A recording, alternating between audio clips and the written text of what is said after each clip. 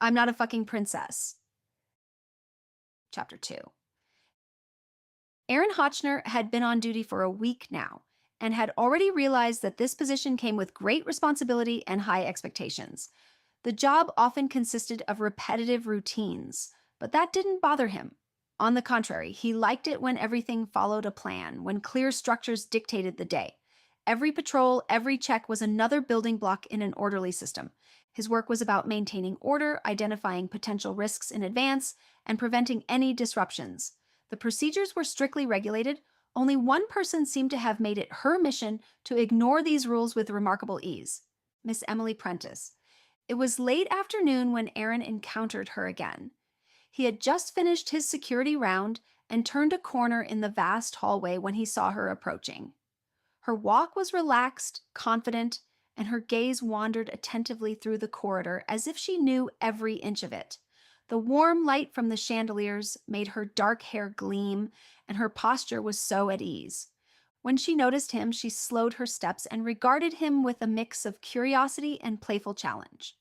"Agent Hotchner," she said with a hint of amusement in her voice as she stopped in front of him, as focused as ever. "Is it exhausting, always trying to keep everything under control?" He halted and met her gaze with a calm expression. "I take my job seriously, Miss Prentice." A faintly amused smile crossed her lips.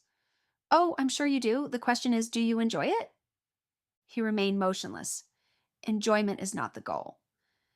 Emily tilted her head slightly as if assessing him. "That sounds predictable." She was about to say more, but at that moment, the door to the ambassador's office opened and an older gentleman stepped out.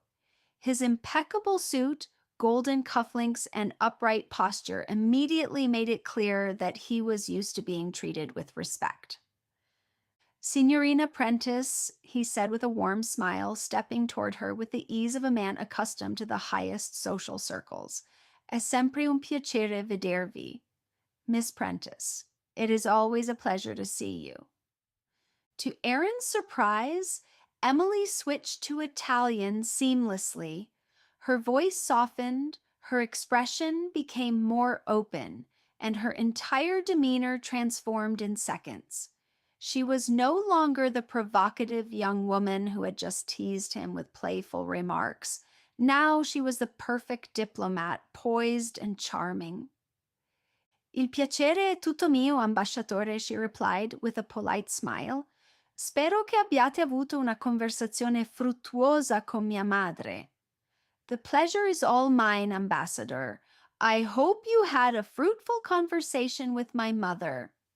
The ambassador chuckled and placed a hand over his heart. "Sempre. Vostra madre è una donna incredibilmente affascinante. Ma ora devo andare. Vi auguro una buona serata." "Always. Your mother is an incredibly fascinating woman, but now I must go. I wish you a good evening." "Grazie, ambasciatore. Una buona serata anche a voi." "Thank you, ambassador. A good evening to you as well." Emily responded before giving a slight curtsy and watching as he descended the stairs with smooth steps. Aaron observed the scene with growing interest. It wasn't just the language she had changed, it was her entire presence. Though she hadn't changed her clothes, though no physical transformation had taken place, an entirely different Emily now stood beside him. She had slipped into a new role effortlessly, with a natural ease that astonished him.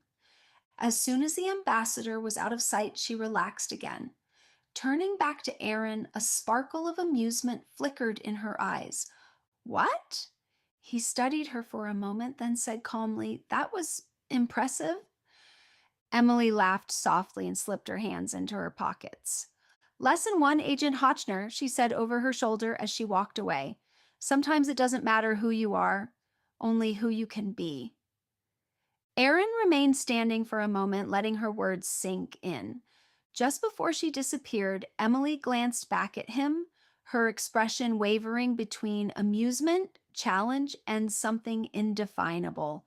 It wasn't quite a smile, nor a teasing smirk, just something that defied a clear interpretation.